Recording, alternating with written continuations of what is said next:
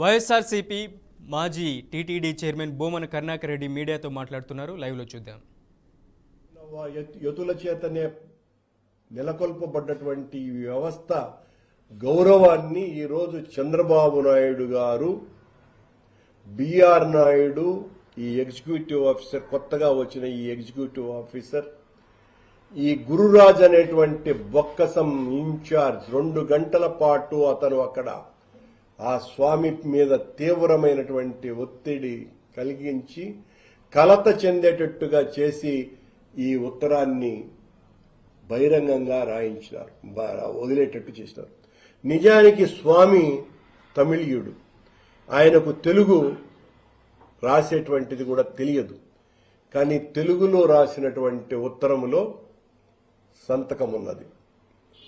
ఈ రకంగా భయపెట్టి ఏం సాధించాలనుకుంటున్నారు మీరు చంద్రబాబు నాయుడు గారు?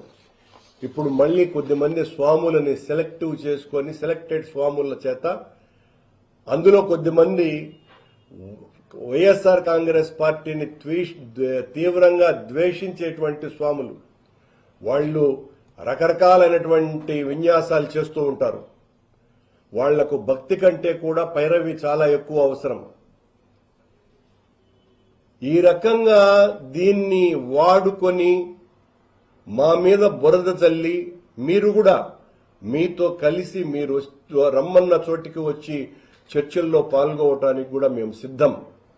కానీ ఈ క్షుద్ర హోమంలో చంద్రబాబు నాయుడు గారు నడిపించే ఈ అధర్మ క్షుద్ర హోమంలో మీరు సమిధలు కావద్దని మీ పాదాలకు నమస్కరించి మరీ తెలియజేసుకుంటున్నానన్న ప్రకటనలు, ధర్నాలు చేసినటువంటి స్వాములకంతా కూడా మీరు ఏ విషయంలో అయితే చేశారో అవేవి కూడా నిజాలు కావు.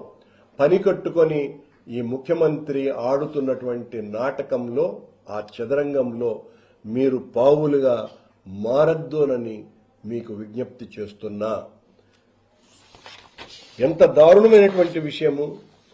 ఎన్డీడీబీ, ఎన్డీఆర్ఐ స్పష్టంగా ఎక్కడా జంతువుల కొవ్వు కలవలేదు అని విస్పష్టంగా ప్రకటించిన తరువాత, సంవత్సరం పాటు విచారణ చేసి జరిపి ఆ తర్వాత కోర్టుకు నివేదించిన తరువాత ఒక్కసారిగా తెలుగుదేశం పార్టీకి సంబంధించిన పత్రికల వాళ్ళు, మీడియా సంస్థలు ఆ సిబిఐ ఎంక్వైరీ మీదనే దాడి చేస్తూ, తప్పులు పడుతూ 20 రోజులుగా విపరీతమైనటువంటి వైరుధ్య విరుద్ధ వ్యతిరేక ప్రచారాలు చేస్తూ ఉంటే దానిని గమనించకుండా చంద్రబాబు ఆడుతున్నటువంటి నాటకంలో జగన్మోహన్ రెడ్డి హిందూ ద్వేషి అనేటువంటి ఒక బ్యాడ్ ఆలోచనతో ఆయన చేస్తున్నటువంటి ఈ ఘోర కలికి జగన్మోహన్ రెడ్డి గారు, రాజశేఖర రెడ్డి గారు చేసినంత మంచి హైందవ సమాజానికి ఒక్కటంటే ఒక్కటి కూడా చంద్రబాబు నాయుడు గారు చేయల. మతాంతీకరణ కోసమని ఇతర మతస్థుల వాళ్ళు హైందవ మతాన్ని స్వీకరించటానికి సిద్ధంగా ఉంటే, హిందువుగా మారటానికి వాళ్ళు సిద్ధంగా ఉంటే కొండ మీద ఒక పీఠాన్ని ఏర్పాటు చేసేటువంటి నిర్ణయాన్ని తీసుకున్నది జగన్మోహన్ రెడ్డి గారి ప్రభుత్వం. ఇంతకంటే గొప్ప విషయం ఏమున్నది? ఈ రోజున కింద అలిపిరి దగ్గర జరుగుతున్నటువంటి మొత్తం లోకంలో ఉన్నటువంటి భక్తులందరికీ కూడా స్వామివారి అనుగ్రహం లభించాలన్నటువంటి ఒక గొప్ప ఆలోచనతో శ్రీనివాస దివ్యానుగ్రహ హోమం నిరంతరాయంగా జరుపుతున్నది ఎవరు? కొత్తగా చంద్రబాబు నాయుడు గారి ప్రభుత్వం చేసినటువంటి పని ఏమీ లేదని, మా మీద దాడి చేయటమే తప్ప వాళ్ల రెడ్ బుక్ రాజ్యాంగం ఈ రోజున సాక్షాత్తు పెద్దజీయర్ స్వామి మీదకే మళ్ళింది. ఆ రెడ్ బుక్ రాజ్యాంగం పెద్దజీయర్ స్వామినే కబళించింది అంటే ఇందులో కుట్రదారులైనటువంటి వాళ్ళు ఖచ్చితంగా తీవ్రమైన మూల్యం చెల్లించుకోవాల్సి వస్తుంది. జగన్మోహన్ రెడ్డి గారిని రాజకీయంగా ఎదుర్కోలేక ఈ రకంగా దైవద్రోహిగా చిత్రీకరించి అపచారాలు చేయటానికి ఆద్యుడు ఆయనేననేటువంటి ఈ మోసపూరితమైనటువంటి ప్రచారంలో మమ్మల్ని బలి చేయడానికి కుట్ర పన్నుతున్నటువంటి వాళ్ళందరూ కూడా తీవ్రమైన మూల్యం చెల్లించుకోవాల్సిన పరిస్థితి తప్పకుండా వస్తుంది. అసలు మేము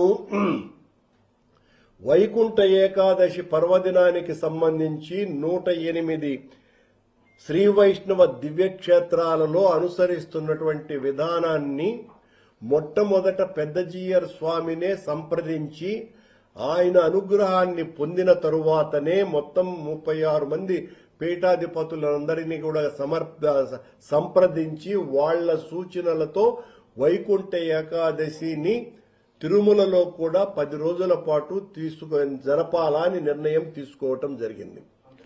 కానీ జనవరి 9, 2024వ సంవత్సరం 25వ సంవత్సరం చంద్రబాబు నాయుడు గారు తిరుపతిలో ఎందుకు 10 రోజులు వైకుంఠ ఏకాదశి 2 రోజులే జరపాల్సిన అవసరం ఉంది, ఇదంతా తప్పు అని ప్రకటించిన తర్వాత ఆ తర్వాత 10/1/2025 నెక్స్ట్ డేనే పాలక మండలి సమావేశమై బోర్డు తీర్మానం నెంబరు 179తో దాన్ని చదివితే యావత్ ప్రపంచానికి అర్థమవుతుంది.